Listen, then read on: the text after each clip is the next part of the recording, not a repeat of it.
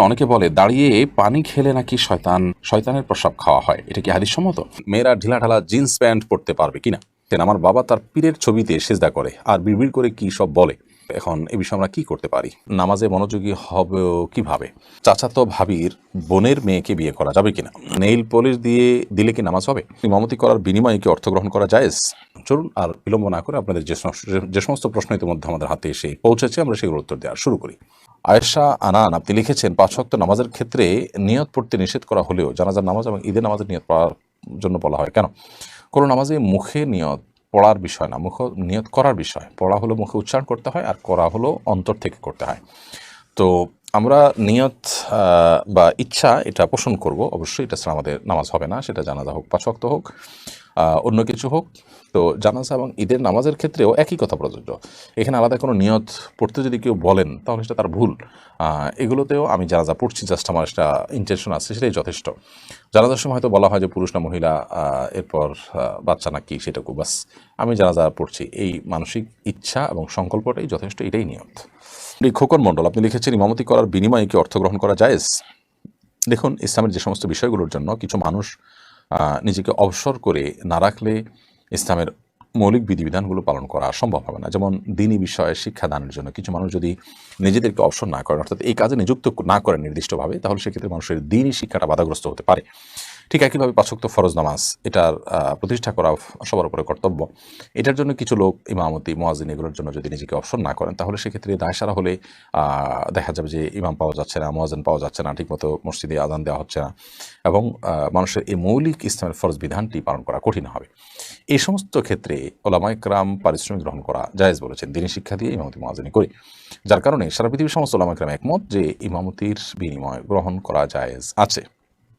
এবং খোদ আবু বকর, ওমর রাদিয়াল্লাহু তাআলা আনহু, ওনাদের সময় আবু বকর রাদিয়াল্লাহু তাআলা আনহুকে ইসলামী রাষ্ট্র পরিচালনা করে সে রাষ্ট্রের কোষাগার থেকে বেতন ভাতা নেওয়ার অনুমতি দিয়েছেন ওমর রাদিয়াল্লাহু তাআলা আনহু সহ সিনিয়র সাহাবায়ে কেরাম। কারণ তিনি যদি নিজের সংসার চালাবার জন্য অন্যান্য কাজে লিপ্ত হতেন, তাহলে সেক্ষেত্রে ইসলামী রাষ্ট্রের যে কাজ সেটি বাধাগ্রস্ত হতো, ক্ষতিগ্রস্ত হতো। ঠিক একইভাবে ইমাম মুয়াজ্জিনদের বিষয়টিও। যার কারণে সারা বিশ্বে ওলামায়ে কেরামের কারোর কোনো দ্বিমত এ ব্যাপারে নেই। উল্লেখযোগ্য কোনো আলেমই ভিন্ন মত পোষণ করে না যে ইমামতি করে তার বিনিময়ে গ্রহণ করা যায় আছে। তবে কোনো ব্যক্তি যদি এটা নির্দিষ্ট করে নিজের দায়িত্ব হিসেবে গ্রহণ করে তিনি বিনিময় গ্রহণ না করেন, তো সেটা অবশ্যই তার জন্য উত্তম কাজ এবং বিপুল পরিমাণ সওয়াবের ভাগীদার তিনি হতে পারেন। পুরো নাম লেখা, যাই হোক, কোনো স্পেস নেই। আপনি লিখেছেন, নেইল পলিশ দিলে কি নামাজ হবে? যদি কেউ নেইল পলিশ ব্যবহার করেন, তাহলে নেইল পলিশ ব্যবহার করলে তার ফলে আলাদা একটা স্তর পড়ে যায়, আবরণ তৈরি হয়, যার কারণে অজু হবে না। ফরজ গোসল হলে সেই ফরজ গোসল হবে না, পানি যেহেতু ত্বকে পৌঁছচ্ছে না, সেজন্য নামাজও হবে না। যদি কেউ কোনো নারী মাসিক অবস্থায় এটা ব্যবহার করেন, তখন যেহেতু তার নামাজ নেই, করতে পারেন। তবে যখন তার নামাজ ফরজ হবে, নামাজ থেকে সুস্থ হবেন, তখন তিনি আবার এটা চেঁচে ফেলে দিয়ে তারপর যথারীতি ওযু গোসল করে তাকে সালাত আদায় করতে হবে। রজনীগন্ধা আইডি থেকে আপনি লিখেছেন, একবার সূরা ফাতিহা এবং 3বার সূরা ইখলাস দিয়ে কি তারাবির সালাত আদায় করা যাবে? তারাবির সালাত আপনি প্রত্যেক রাকাতেই সূরা ফাতিহার পর ছোট্ট একটা সূরা পাঠ করে আপনি সালাত আদায় করতে পারেন। এক্ষেত্রে একবার সূরা ফাতিহার সাথে 3বার সূরা ইখলাস পড়তে হবে, এমন কোনো বাধ্যকতা কিন্তু নেই। আপনি আপনার মতো করে চেষ্টা করবেন সূরা ফাতিহার সাথে অন্য যে কোনো সূরা মিলিয়ে পড়ার। সেটা সূরা ইখলাস হতে পারে, একবার হতে পারে সূরা ইখলাস, অন্যটা হতে পারে সূরা তারাবি, যেটাকে আমরা বলি খতম তারাবি নয়, সেখানে যে কোনো সূরা পড়তে পারেন আপনি। 3বার সূরা ইখলাস পড়া কোনো আবশ্যক নয়। সিয়াম এই আইডি থেকে আপনি লিখেছেন, আমার বাবা তার পীরের ছবিতে সেজদা করে আর বিড়বিড় করে কি সব বলে। আমরা এই বিষয়ে কোনো মন্তব্য করলে আব্বু আম্মুর সাথে ঝগড়া করে, ঝামেলা করে। এখন এই বিষয়ে আমরা কি করতে পারি? দেখুন, আপনারা বলতে গেলে যদি ঝামেলা হয়, তাহলে সেক্ষেত্রে আপনারা অন্য কাউকে দিয়ে বোঝান, অন্য কাউকে তার পেছনে দাওয়াতি কাজে লাগিয়ে দেন, এবং বিভিন্নভাবে তাকে আপনারা ভিন্ন কোনো পরিবেশে নেওয়ার চেষ্টা করেন, কৌশলে, ঘোড়ার নাম দিয়ে, অন্য কোনোভাবে সে কাজগুলো আপনারা করেন। এমনকি তিনি যদি আপনাদের সাথে রূঢ় আচরণও করেন, তারপরও আপনারা বিনয়ের সাথে, বিনম্রতার সাথে আপনাদের কাজ অব্যাহত রাখেন, যতটুকু সম্ভব, নিজেরা না পারলে অন্যদেরকে দিয়ে। নিশ্চয়ই কোনো পীরের ছবি যে সিজদা করা, এটা শিরক, তিনি শিরকে লিপ্ত হয়েছেন, এবং এটি তার ঈমান হরণকারী একটি বিষয়। এই বিষয়টি বোঝার মতো ক্ষমতা তার নেই, তার জন্য চোখের পানি ফেলে তার কাছে দোয়াও করতে থাকেন। আবু হুরায়রা রাদিয়াল্লাহু তাআলা আনহু তার মায়ের জন্য নবী করিম সাল্লাল্লাহু আলাইহি ওয়াসাল্লামের কাছে হেদায়েতের দোয়া চেয়েছেন, এবং নবী সাল্লাল্লাহু আলাইহি ওয়াসাল্লাম তার মায়ের জন্য কিন্তু হেদায়েতের দোয়া করেছেন। অতএব বাবা মা যখন বিপদগামী হয়, তাদের জন্য সন্তান হিসেবে আমরা যদি সর্বোচ্চ আন্তরিকতার সাথে সর্বোচ্চ গুরুত্বের সাথে দোয়া করতে থাকি, আল্লাহ সুবহানাহু ওয়া তাআলার কাছে কায়মনোবাক্যে প্রার্থনা করতে থাকি। আল্লাহ সুবহানাহু ওয়া তাআলা হেদায়েত তাদেরকে দিতেও পারেন। আমরা চেষ্টা করার দায়িত্ব আছে, চেষ্টাটা সর্বোচ্চভাবে করব এবং সার্বিকভাবে করব। আল্লাহ তাআলা তৌফিক দান করুন। নাম প্রকাশে অনিচ্ছুক এর থেকে আপনি লিখেছেন, চাচাতো ভাবির বোনের মেয়েকে বিয়ে করা যাবে কিনা? চাচাতো ভাবির বোনকে যেখানে বিয়ে করা যাবে, অতএব তার বোনের মেয়েকে তো বিয়ে করাই যাবে, কোনো অসুবিধা নেই। আপন ভাবির বোনকে, আপন ভাবির বোনের মেয়েকে যদি বিয়ে করা যায়, তাহলে চাচাতো ভাবি তো অনেক দূরের কথা, আবার সে ভাবির আবার বোনের মেয়েকে অবশ্যই বিয়ে করা যাবে, এতে কোনো সন্দেহ নেই। ইয়াসমিন খাতুন আপনি লিখেছেন, অনেকে বলে দাঁড়িয়ে পানি খেলে নাকি শয়তানের প্রসাব খাওয়া হয়, এটা কি হাদিস সম্মত? না ভাই, এটা হাদিস সম্মত কোনো কথা নয়। আমরা অনেক মনগড়া কথাবার্তা বানিয়ে নিয়েছি, যেগুলো হয়তো মানুষকে সংশোধন করার উদ্দেশ্যে কেউ বানিয়েছেন। যেমন দাঁড়িয়ে পানি করলে সেটা শয়তানের পেশাব খাওয়া হয়, নাউজুবিল্লাহ। তারপরে কেউ যদি শুয়ে শুয়ে বই পড়ে তাহলে সেক্ষেত্রে ক্ষতি হয় মুখটা। তারপরে বই পড়ে যদি কেউ পৃষ্ঠা খুলে রেখে যায় তাহলে শয়তান পড়ে ফেলে।